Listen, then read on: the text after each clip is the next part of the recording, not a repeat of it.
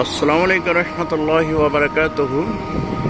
अस्सलातु वस्सलामु अलैका या रसूलल्लाह व अला आलिका व अस्हाबिका या हबीबल्लाह। आप ये जो देख रहे हैं ये मदीना पाक का जो हद हरम है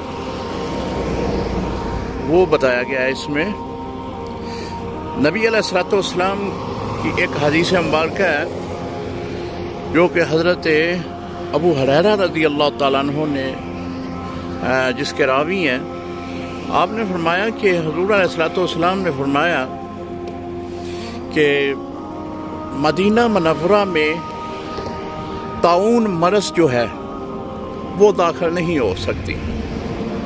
दूसरा आपने फरमाया कि मदीना मुनव्वरा में दज्जाल दाखिल नहीं हो सकता।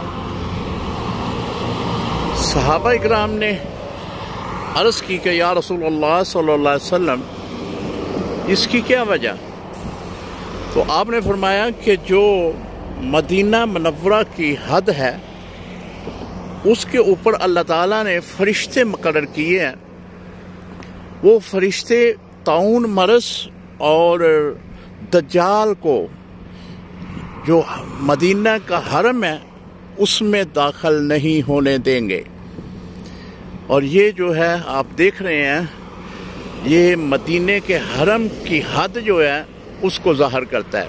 इसी तरह और दूसरे तरफ जो है आप सड़क के दूसरे किनारे में भी देखेंगे कि उसमें भी ये हद लगाई गई है, यानी ये हद है। अब मदीने का हरम शुरू हो चुका है। इस वक्त जो मैं वीडियो बना रहा हूँ हम मदीने का जो हरम की हद है उसमें दाखिल हैं।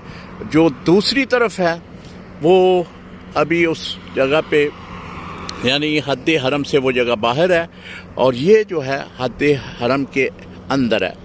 तो यानी यहाँ से दज्जाल अगर आएगा तो वो इसके आगे नहीं आ सकता।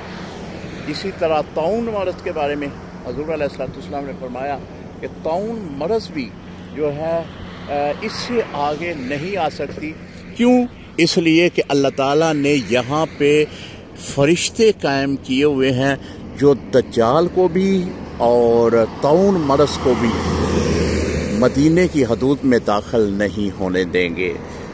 दुआओं में याद रखिएगा। अस्सलामु अलैकुम व रहमतुल्लाहि व बरकातुहू।